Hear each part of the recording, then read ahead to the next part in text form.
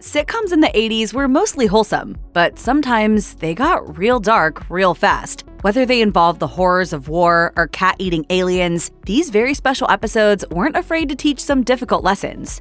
Running for 4 seasons on NBC from 1984 to 1988, Punky Brewster told the story of a spunky orphaned girl taken in by a widowed building manager in Chicago. The show made star Soleil Moon Frye one of the most memorable child stars of the 1980s, but things took a dark turn in the season 2 episode, Cherie Lifesaver. Parents and children around the nation were shaken when Punky's friend Cherie became trapped in a refrigerator and nearly suffocated during a game of hide-and-seek. Luckily, the gang had learned CPR and were able to save her life. You girls know what you're doing? I sure hope so, Henry! Frye told Today in 2021, it traumatized so many, but it was so incredible. The episode, I believe, was written in by a kid who, they had kids send in ideas. And it was so incredible because so many people would come up to us afterwards that had actually used the CPR they had learned through Punky and through Cherie, and then actually really applied it in real life. She joked, and I think Cherie, to be honest, still has a fear of refrigerators.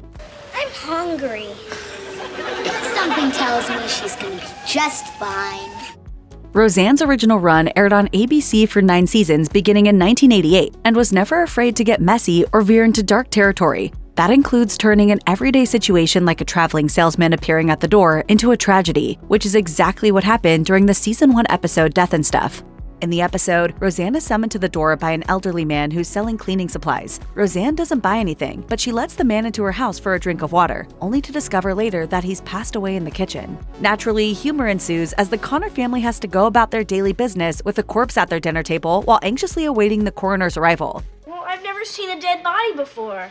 Well, if that coroner don't get here, you're gonna be eating dinner with one.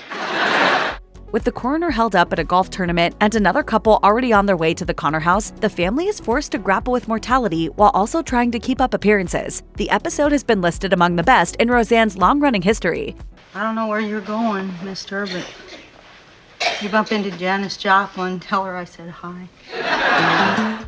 Starring child stars Gary Coleman and Todd Bridges, Diff'rent Strokes, which ran for 8 seasons from 1978 to 1986, chronicled the lives of 2 brothers from Harlem who get taken in by a rich widower when their mother dies. As with most sitcoms of the era, it had its share of very special episodes, but the 1983 two-parter The Bicycle Man may have been the first of its kind. In the episode, a bicycle shop owner sells Arnold a birthday bike at a reduced price, then later offers him a deal for a free handlebar radio if he passes flyers out to other kids at a school. Arnold's friend Dudley also gets in on the deal in hopes of getting a free radio of his own. The two get much more than they bargained for when the bicycle man tries to lure the boys in with gifts that adults definitely shouldn't be giving minors and asks them to keep their meeting secret. After the bicycle man drugs Dudley and tries to touch him, the kids' parents arrive with the cops. In the end, the kids were saved, the bicycle man was arrested, and viewers everywhere were horrified by what they'd seen.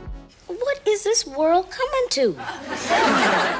While the majority of sitcoms focus on the comings and goings of much younger individuals, The Golden Girls, which aired on NBC from 1985 to 1992, showed that there's no such thing as being too old to get into entertaining hijinks. The series featured a veritable bonanza of tense, serious, and even dark moments, many of which haven't aged nearly as gracefully as Dorothy, Rose, Blanche, and Sophia. Perhaps the best, or worst example of this was during the season 5 episode, The Accurate Conception, in which the girls shared the stories of how their kids were conceived. For her part, Dorothy described something that doesn't quite seem consensual.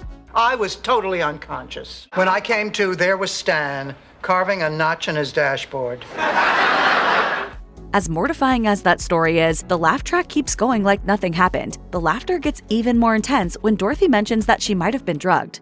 I never bought that unconscious story. I swear, he must have slipped me something. Apparently.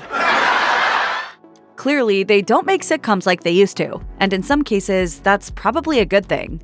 A spin-off of Diff'rent Strokes, The Facts of Life was a staple of NBC's programming slate for 9 seasons, from 1979 to 1988. An all-girls boarding school in New York provided the backdrop for stories involving a group of girls and their house mother during the series' first several years. Several very special episodes of the series were produced, with topics ranging from human trafficking to teen suicide and drugs. The latter 2 were addressed in the 1981 episode Breaking Point, during which Blair squares off with a new student and diplomat's daughter, Cynthia, for the student council presidency. Cynthia ultimately wins the vote, with Blair finishing as runner-up, and the two are set to become president and vice president, respectively. After being overcome by the pressure and emotion surrounding her parents' impending divorce, the election, and her inability to please her father, Cynthia overdoses on pills. She's found by 2 of the other girls, and an ambulance is called, but she ultimately dies at the hospital.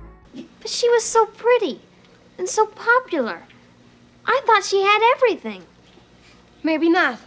While The Wonder Years definitely had its laugh-out-loud moments, the ABC coming-of-age series may be best described as a dramedy, given the subject matter of some episodes. Running for 6 seasons from 1988 to 1993, the series followed the story of the Arnolds, a middle-class family living their lives amid the turbulence of the late 1960s and early 70s. It didn't take long for the show to delve into some of the darker themes of the era, like the unfathomable cost of war. During the Wonder Years pilot episode, it's revealed that young Kevin Arnold's friend, Winnie Cooper, has a brother fighting overseas in Vietnam. As the episode nears its conclusion, tragedy strikes. Ryan Cooper was killed. Danica McKellar later described the death of her character's brother, which hung over the series for years afterward, as universally relatable. In her words, Winnie Cooper's brother died in Vietnam in the beginning of the show, but he could have died from anything. It was just about the loss. There are very universal things that happen in any time period, which is why I think people can relate to the show, even if they didn't experience the 60s.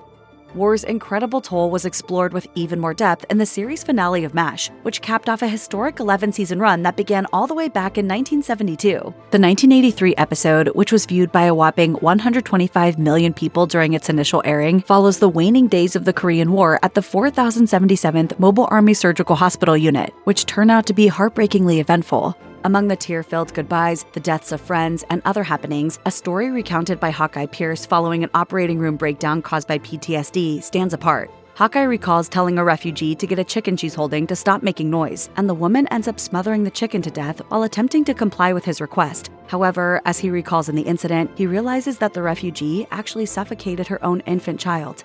It was a baby! She smothered her own baby! Alan Alda, who played Hawkeye, told Vanity Fair of the show in 2019, "We were lucky to be able to present human stories, in spite of the fact that it was a comedy, to let in the tragedy and horror of war. The audience responded to what we did, because while we had wonderful writers and actors, we were all serving something human, not just the commercial end of getting people to watch."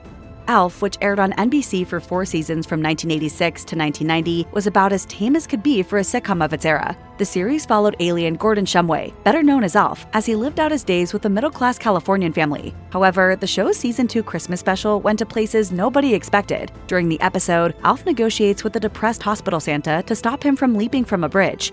But you have unfinished business here. There are people you're leaving behind who still need you. That's not all. Alf also spends time with a young girl in the hospital who only has 1 year left to live due to an illness. That part of the story was apparently based on a real-life exchange between Alf's puppeteer and voice actor, Paul Fusco, and a terminal patient. He told Yahoo in 2017, someone at the local NBC station arranged a kind of video conference setup between her in her hospital bed and Alf. He also had the presence of mind to turn on the tape and record it. Former NBC president Brandon Tartikoff saw it and thought, "We should make a Christmas special around this story." Christmas isn't about presents. It's about giving of yourself. That's what Santa Claus said. As with most of the series on this list, Diff'rent Strokes actually had several episodes that touched upon controversial and even unsettling topics. In the 1984 two-part episode, The Hitchhikers, Arnold and his adoptive sister Kimberly decide to hitchhike while out shopping for a birthday gift for their father, despite having been warned against it. They're picked up by a man named Bill, who seems all too happy to give them a ride home. However, he pretends to make a wrong turn, brings them to his own house, and refuses to let them leave. Later, he tapes Arnold's limbs and mouth and makes unwelcomed advances toward Kimberly, forcing her to go on a fantasy date with him and growing increasingly angry when she tries to resist. Eventually, Arnold is able to escape and notify the police, who break into Bill's residence to rescue Kimberly. She doesn't want to press charges because she doesn't want to see Bill again, despite the revelation that she's not his first victim. Ultimately, Arnold offers to go to the station in her place. I'll go down there, Dad. I'd like to press this against his teeth.